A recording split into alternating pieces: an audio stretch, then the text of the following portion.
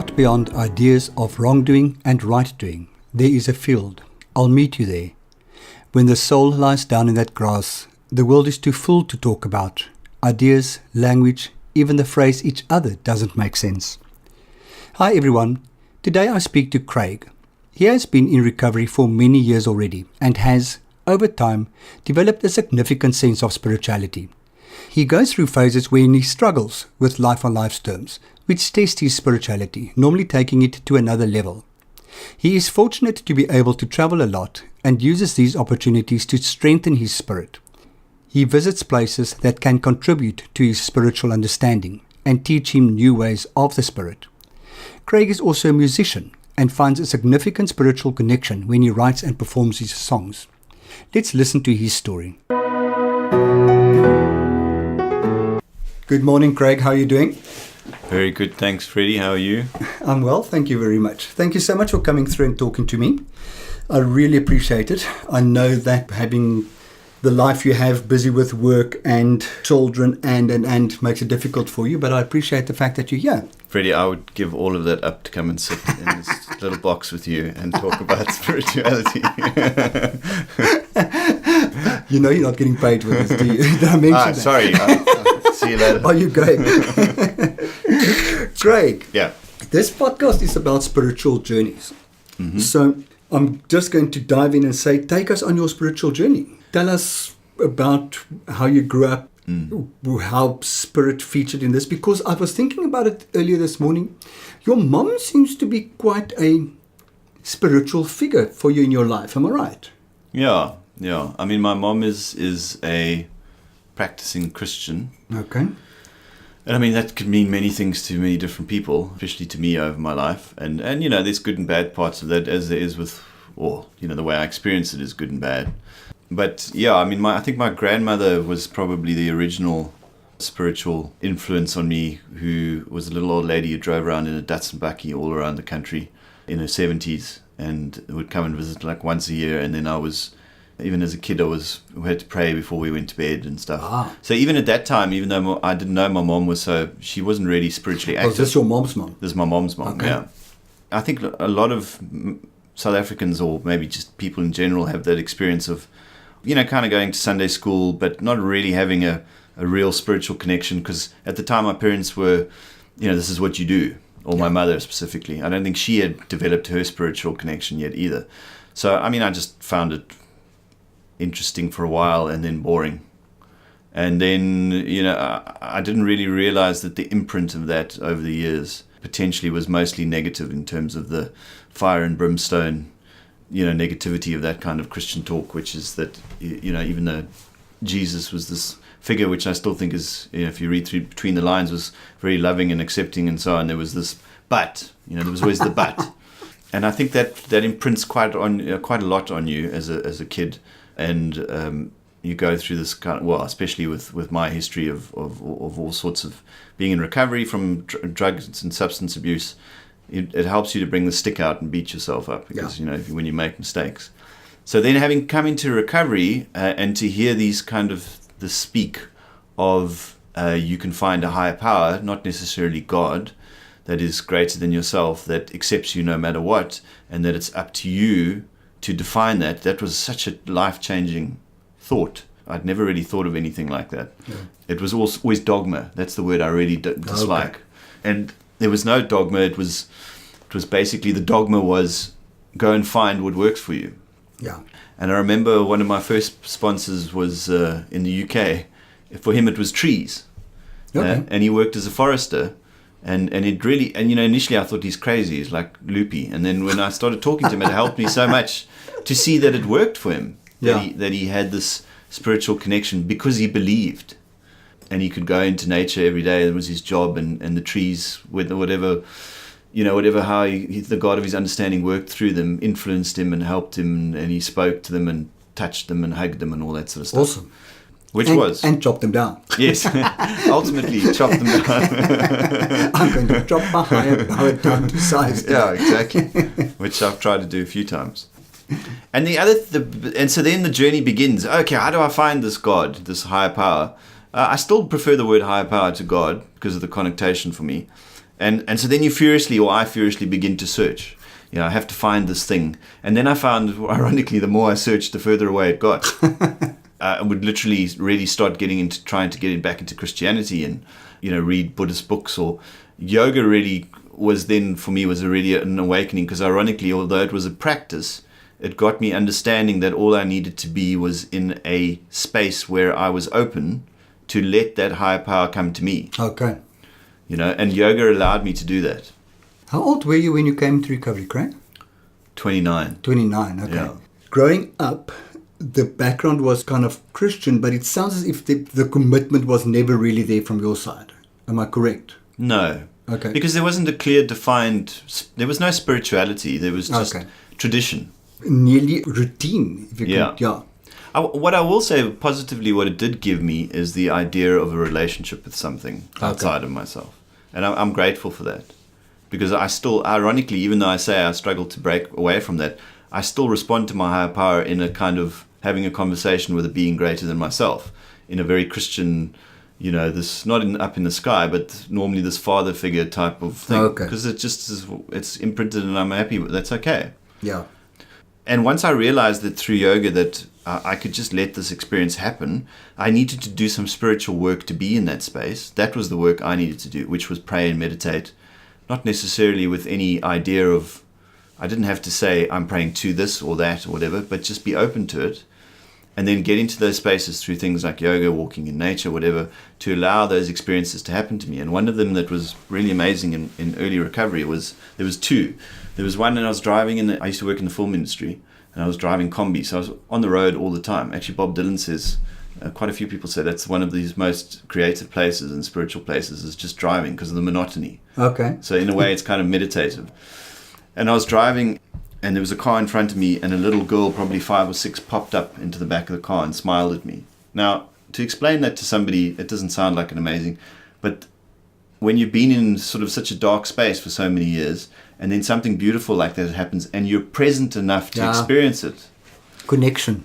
Yeah, it was amazing. And then the other, in the same period, because now I'm in this awakening period, I was in the mountains, sitting in my combi, probably in Grabo somewhere, and I suddenly looked at the mountains and realized, this is overwhelming. And I live here and see these all the time, but I'm not present enough or connected enough to really appreciate them. I had the same experience coming into recovery about Somerset West, where we live now. I mean, I hated Somerset West before. It was this place. It was this place that you had to go through to get somewhere else. It never dawned on me that it's actually really a beautiful place. So coming into recovery one day, I don't know how it happened. I must have been driving through on my way to Hermanus or Kleinmond or whatever. And it suddenly dawned on me, this place is beautiful. So I completely get that, as if your eyes are opened. The awareness is there. Yeah. So your connection with yoga specifically, did that happen quite early in recovery? Or was Yes. And how did that happen? I think through the way that most of these things happen, they're kind of meant to. I met somebody who just said to me, who I'd known through the film industry actually, who just said to me, I've been going to this yoga class and it's amazing. And I thought, wow, yeah, I can lose a bit of weight. That was the first thing I thought. I've heard that yoga helps you lose weight. So that was my first intention. And then I went, and it actually started a lifelong, even though I don't go anywhere specifically, I self-practice now. But the people that I was taught originally, two things. One, I remember that in their bathroom, they had a picture of Buddha hugging Jesus. Oh, wow. And once again, that Christian sort of history in me was like, oh, that's kind of exciting but weird. Yeah. And am I okay with it? And that was exactly the kind of space that they created. That was, stop judging. It's all the same source. Learn how to do this practice and open up to the source. And it was such a beautiful, really, it's the original, now everybody's doing yoga and we're in hot rooms and we've got half our clothes off and it's become such an ego thing because of the West. But this was the original Shivananda Hatha yoga that came to the West. So even though it's a really good, long, drawn-out workout, the point of it is to use your body to get into the space where they say the prana, which is the life force around your body, to understand that and feel it. And on really good days, you literally feel like you're buzzing.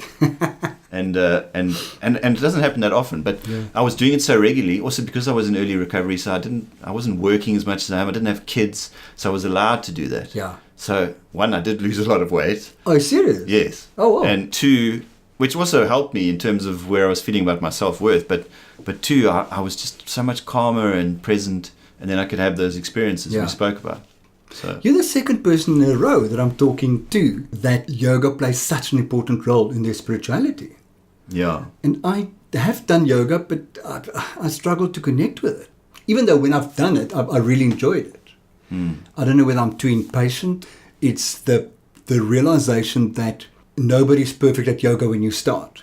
And I want to be good at it right from the beginning. So I feel, instead of seeing this as a journey, I feel incompetent and not good enough. I think that the important thing about where I was blessed, I don't like to say lucky, a friend of mine says, luck presupposes the idea that things happen for no reason, is that the teachers that I had, and there's often now we go to yoga in the gym or we go somewhere and already it's got that, everybody's doing this and their mantra was, we're going to help you have a spiritual experience. And so, you would come there and you would struggle, but they would talk to you and they would talk you through. And then also at the end, there was always this spiritual space where you'd now got, whether you had a struggle or not a struggle or had a good session or not, there was always a time where they would read something really spiritual. There would be a little bit of meditation and all of that was just the whole experience. What I'm trying to say is we need teachers to reach these spaces, It sounds as if your introduction to yoga was nearly a spiritual practice instead of a form of exercise. Yes. Okay. But these days, a lot of people Yeah. nearly go for the exercise, and if they get spirituality, then that's okay. And it's funny, ironically, because I still do, those teachers have moved and left and gone to Canada, and I miss them intensely because they became really good friends as well. I still do the self-practice, but because I don't have them in that space, I had to create that spiritual space is really difficult because, as you said, the ego and the mind, I start to do yoga purely for the physical benefits. Okay. And it's always, I've only got half an hour. So let me just get through the sequence. Instead of, the whole point of the sequence is to get into a space that I can enjoy and experience my life and be open to all these other forms of spirituality because I'm present and open-minded and accepting and not judgmental and all that sort of stuff. Yeah. Yeah. Just before coming into recovery, normally our lives are stuffed. Did you have any form of spirituality left? Where were you spiritually when you came in? It was just an insurance policy, which is an intense thing to say, but I always share it. Being on your knees at 6 o'clock in the morning thinking, after a heavy drug binge, thinking I'm going to die, listening to your heart beating, and then suddenly, God, please don't let me die. It was just yes, somewhere in the back of my mind, because of this imprint, ironically, which some can be negative, the positive thing was I knew somehow that there was maybe a chance that there was still this God, even though I had this mixed up memory of it as a kid, that could help me. And I've been talking a lot to people recently about trying to, even though that was what I was doing there, trying to break that thinking about that God is or that your higher power is an insurance policy, and we speak about that as well. And that's quite a difficult concept to get, because recovery is a struggle as well. It doesn't make life get that much easier. It's just that having a higher power is understanding I can get through this, rather than thinking that God is responsible, God's going to change stuff for me, or my higher power is going to change, or it's his fault or not his fault. Funny, ironically, I get that, but also because of the imprint, it works both ways. One, if I'm bad, God's going to punish me. But two, if things go wrong, it's God's fault. Yeah. And trying to break that has been also quite a journey. And I like that saying, God isn't an insurance policy. Yeah. I remember as a child having realized that I don't really buy into the religion thing. So getting into bed at night and having this thought that I don't want to pray, but being so afraid not to pray. Yeah. Because what happens if I die during the night and go to hell? Yeah, I will never forget that intrapsychical conflict that I had to deal with every bloody night of my life. So what I do, I prayed because I needed thought that at least I prayed before I died, so it should be okay. And I just want to mention that yoga is the beginning of that journey, but the spiritual experiences that I've been allowed or that I've been given or have been amazing over the time. And you talked about that little girl. I've been to the ashram where that yoga comes from in India and spent a week there, which was an amazing experience. I've traveled through Sri Lanka and gone to the Temple of the Tooth where they hold Buddha's tooth, all that sort of stuff, and could experience all of those without judgment. I've been to amazing, this is not just about Buddhism or Hinduism or whatever. I've been to churches and lit a candle for Catholic friends and felt a huge spiritual connection, And I love that about recovery, is that it opens, I don't want to be trapped in this kind of dogma of one way of thinking, I'm right, you're wrong. Yeah. And just to have that framework that allows me to have all these spiritual experiences. And once your mind opens up to that, it's almost overwhelming in a way, but at the same time, it's such an amazing, beautiful space to be able to be. Not always easy, but it's great. You mentioned you traveled to spiritual spaces, if I can call it that way. Mm. What led you there? Were you going through difficult phases in your recovery? Or was it just things are going so well, I want to go and see where things are going? Talk to me a little bit about that, because that is physically a spiritual journey. Yeah, I think it's normally when I need, the easiest way to say it, when I need a break from me and life in general. And this is not to say that all the 12-step recovery stuff that we have should be pushed to the side, because ironically, when I've gone on those, let's call them sabbaticals or retreats or experiences, they have touched me in a way deeply, but it also reminded me that I need to return to the one true source of where that spirituality all began, which is, for me, is the sort of my fellowship, my 12-step program, my medicine, Okay. So it's funny because I might even be doing all of that, but somehow I'm drifting away from it a little bit, and then life gets on top of me, and I think I need a spiritual experience, and I have one, and it's an amazing spiritual experience, but it just reminds me that these are out there, and then you can access them, but don't leave the footwork that you need to do, the sort of pillars that hold you in the ground, and also the kind of, the initial opening of the flower that opened you up to these experiences anyway came from surrendering to the fact that, that I am in recovery, that I have a disease,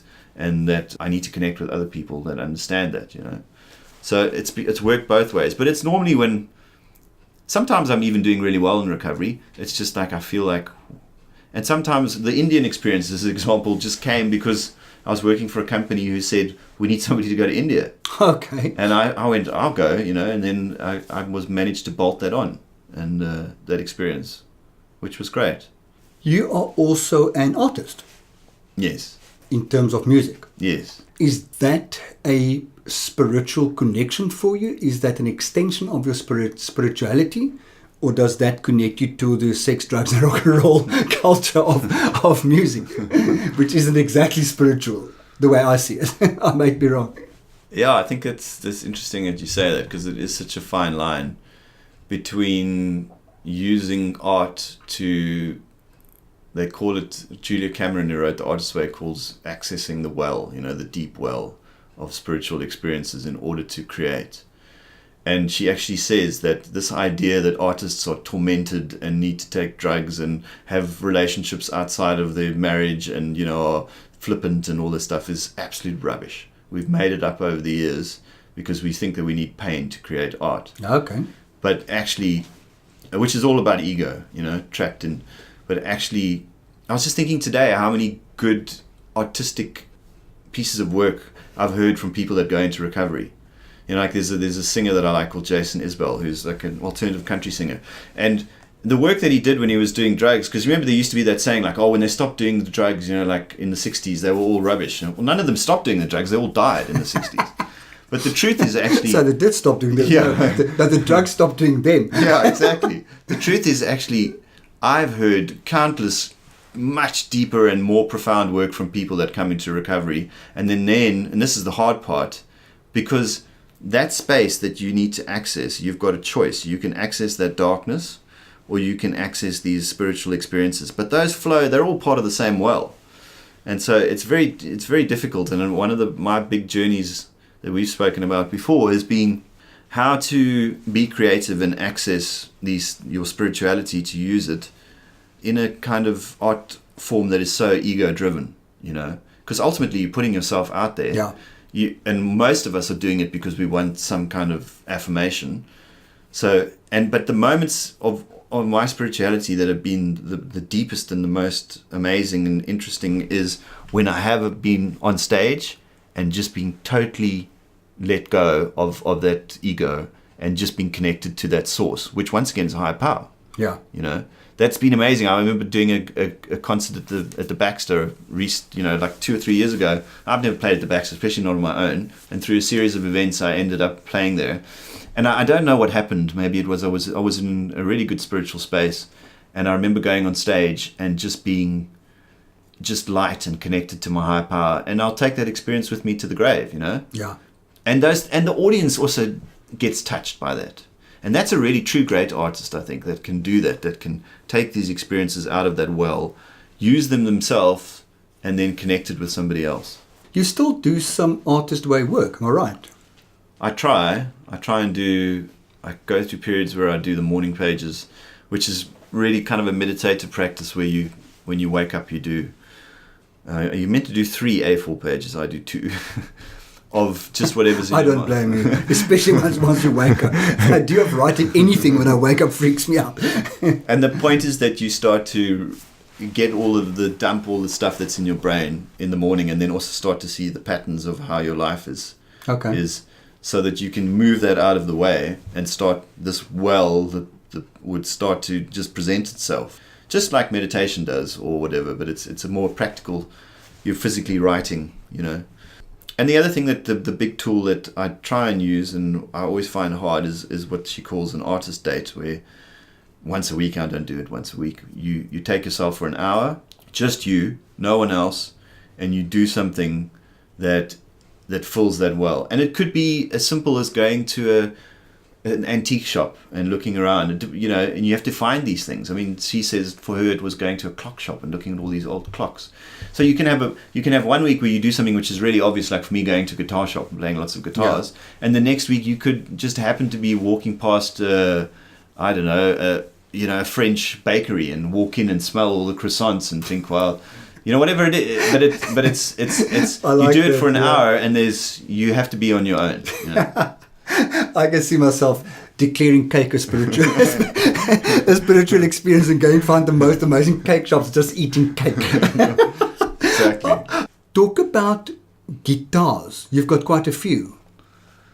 Yeah, we could go on a whole tangent here because I have a collection. I mean, it's not huge. I think I have 6 guitars, which I love to bits. And recently I watched a documentary which came through a friend of mine in recovery called Minimalism, which is about the fact that, if I put it to its core, is that there's, even if you don't want to look at it in a spiritual way, is that neuroscientists over the years have proven that things don't cause long-lasting, long-term positive effects in the brain, that they fade very quickly.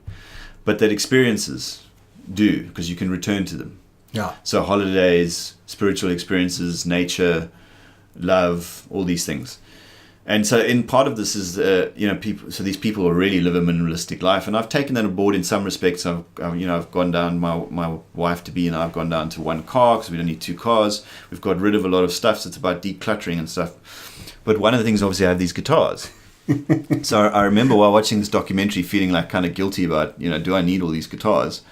And then, ironically, in that part of the documentary, the guy who the documentary maker says, he gets calls all the time for people saying, I've got all these books and you tell me to get rid of them, but I love all the books. And he says, the question I say to them, it's not about whether you need to get rid of them. You only ask yourself this question: do they add value to my life? And then I thought about the guitars and I thought, yeah, they do, because I play all of them. It's not a collection that just hangs there. I love the fact they're in different parts of my house. And so that was an important lesson, is it's not about gathering stuff. It's about gathering worthless stuff. That is just a pattern of feeding the hole, because that hole within us. Yeah, so that's been a really powerful thing as well. It recently just that whole idea of I don't need that much stuff, And ironically, when I got rid of my sort of reasonably fancy car that I was driving once a week, because I work from home and there was some real kind of regret and ego letting go of that, Especially in South Africa, where I think we're so attached to what car we drive, and absolutely. I can identify because I work from home and I've got a car standing in the garage which I drive once a week for 5 minutes to drop my cleaning lady off at the taxi rank. And I'm still paying off on that car. It burns my bum every time I get onto it. But the ego thing of getting rid of it and somebody asking, or I don't know, but to acknowledge that you're a one vehicle family. It's just kind of, in my mind, poor people only have one car. So you are so right. It's completely ego. Yeah. So what I hear from you is you do artist way, you do step work, you play music, because you write your own music. Is that part of your spiritual practice, or is that divorce that from spirituality? And what stuff do you write about? I don't think you can. I think it's part of your, the difficult part about that, when you suffer from a disease of low self-worth, or self-obsession and all that stuff, is that it's a two-edged sword. You create because you should, and it's part of yours, comes from that same place as your spirituality, but you judge the hell out of it constantly. I mean, driving here in the car, I was listening to something that I really like, and then I thought, I always do this as a test. Once again, I'll put my stuff in between something's really good and see if it sounds really bad. Okay. And it didn't. But then I was so aware of how we judge our own creativity, and it shouldn't be. We should create, and I'm paraphrasing Julia Cameron again, we should create because we need to and we must, to be as a spiritual practice, not because we're expecting anything or we think it's going to bring us anything, or and in that process of doing it, of writing your own music, it should be enjoyable, sometimes tough because it's work, but it shouldn't be a constant judgment and negative thing. Then don't do it. I don't, and I've struggled with that, and the creativity, writing your own music or whatever, is about having the faith and the trust and the willingness in yourself to do it without fear of judgment.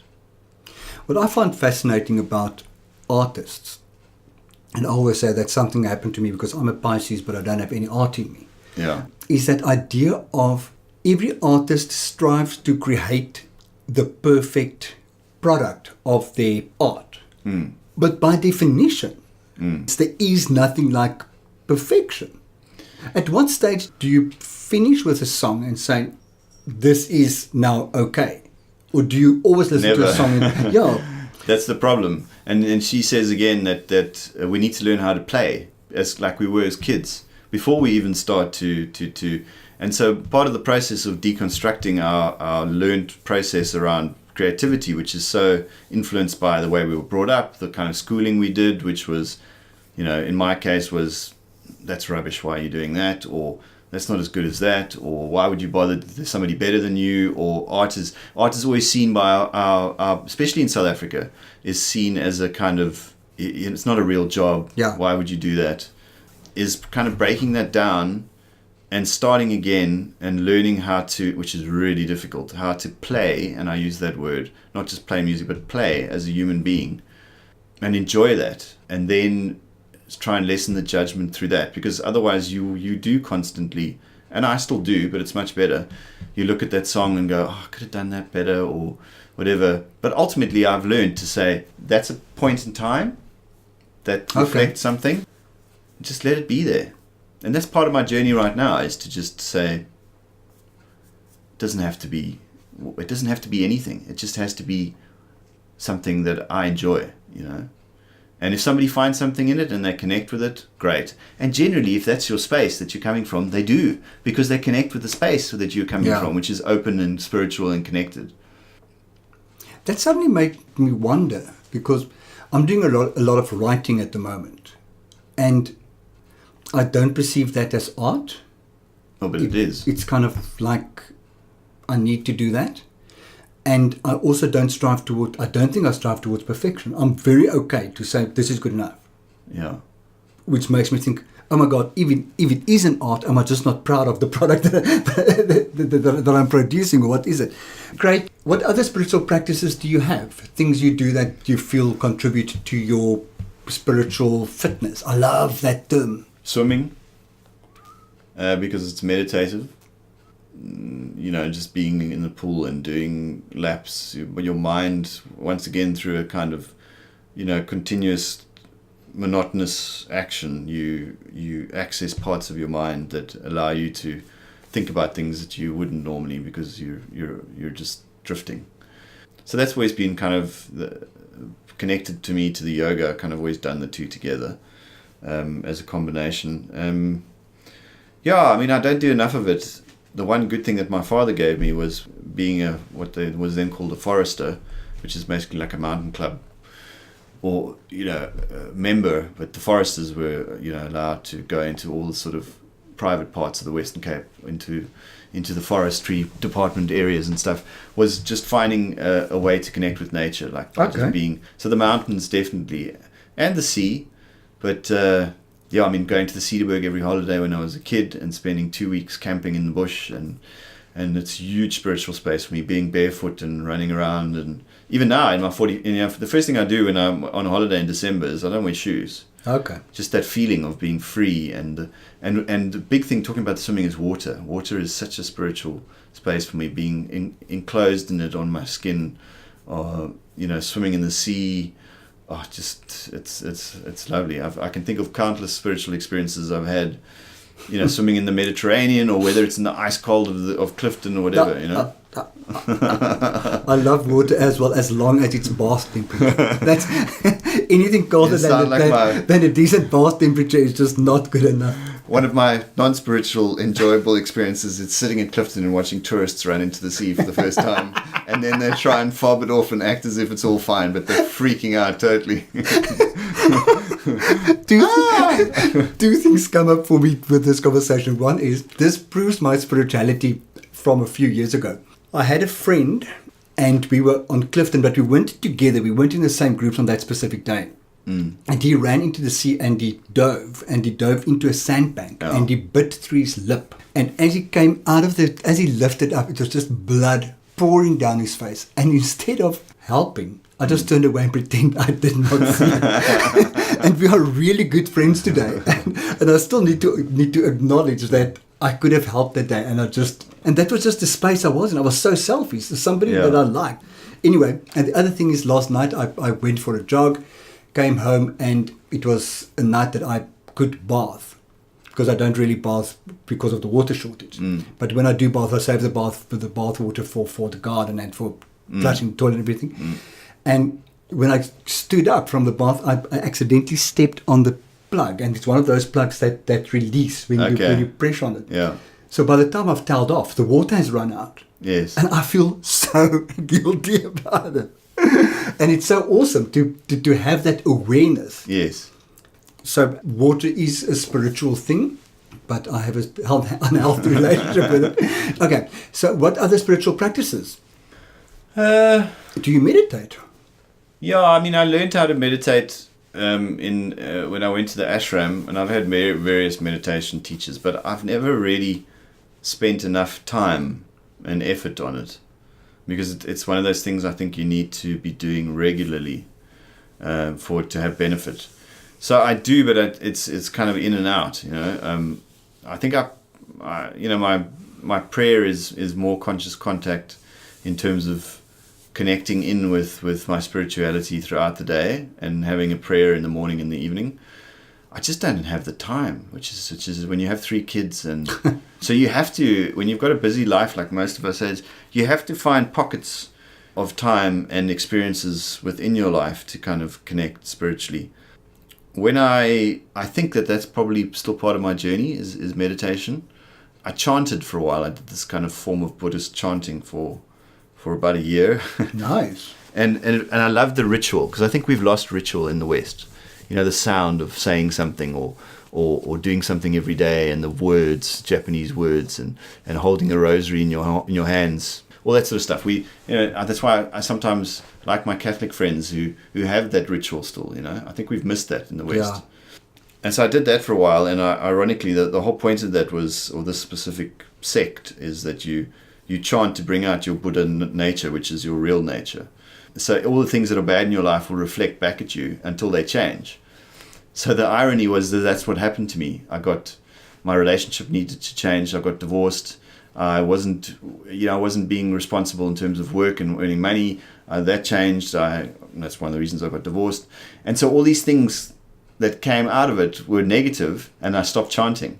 But ironically, the guy who was my teacher told me that if you start chanting, you're going to go through a period of pain because the things are going to be reflected. And I did, and then I stopped because I just associated chanting with this huge rift and pain in my life. Okay. But I enjoyed the ritual about it. When I was in rehab, we did one meditation session where we listened to a song and we had to kind of sing with a song. And the song was, I am the light of my soul, I am bountiful, I am beautiful, I am bliss. And they sang it in so many different ways. It doesn't matter how you prefer to sing it. You always work right in some other way. Yes. And it's such a powerful thing. I will never forget how amazing I felt after that half an hour. Yes. And is that the type of chanting, or is it an actual... No, you say Nam Myoho Renge Kyo, which is like an ancient... And basically there's no real explanation of it, but the words mean, show me my true nature. Okay. And then, they believe that it actually changes your direction, your life. It can change your... it can physically have a physical effect on the path of your life. Yeah. When I do something like that, it's as if I connect with a vibration. It's as if there's a vibration outside of me and inside, and suddenly I manage to bring the two together, and that feels really, really good. Yes. Yeah, and also just the vibration of as a musician of chanting is lovely because it sits in that part of your brain and it reverberates. And like the Om in the sound, the sacred sound in Eastern philosophy is proven by scientists to have a meditative effect on us, because it's just the sound of Om. Yeah. Just in your you can feel it. So there's spirituality can be. There's not necessarily we're always disassociated with science, but it's so connected to science, and it's so connected to the parts of science that still can't explain things, which is ironic because science is constantly trying to explain all the things that we don't explain. I wonder if we just let it go and believe that that's the whole point of spirituality, is that it's faith and connection without having to know what is or what's behind it. It just is. It's an amazing that realization where we don't have to understand everything. Yeah. It's okay to not make it a brain process. Yeah. That's really powerful. Yeah.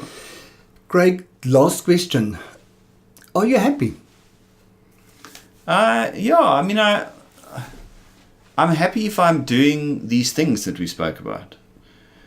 I think at my core there's I don't know if you've ever done this. My therapist did it with me, where you cut an apple in through the center and you see the core, and it's like it's perfect with the little pips in the center. And she cut it for me, and she always uses it as an example, is that we think at our core that we're rotten, but it's just the fact that we life and life experiences as framed that in our brains and in our hearts, but actually at our center we're perfect. So the whole point of spirituality, that's why I'm saying doing these practices, and the question about whether I'm happy is, I can be happy if I can get out of the way to access these things. Because then I'll find my real core, which is happy. Yeah. But yeah, I'm not happy all the time. You're not on drugs. No, exactly. That's the reason why we took drugs, is to find that happiness. And you forget how painful life was, Yeah. So... am I happy right now? Yeah, sitting with you, talking about spirituality. And I think that's the point, is can you be happy in this present moment? There's a saying which my yoga instructors used to read out from the Tao Te Ching, which, and I can't paraphrase and remember it, but it basically says, can you connect with this oneness that is all around and within you in this moment right now by letting go of all these things that trap us, Yeah. My counselor in beginning of recovery used that term so often. Freddie, you need to get out of the way. Yeah. And I didn't really understand what he meant. But I think I now have quite a clear picture of exactly what it is that I need to do. Yes. Because I interfere. I interfere with the ultimate goal. But I still find it difficult. I have this picture of my higher power trying to get to the solution. I'm jumping up and down in between.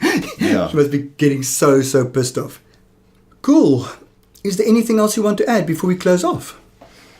No, just to say, it's good to share your spiritual experiences with others and learn from them. That's why I think this is powerful. There's no point living a spiritual.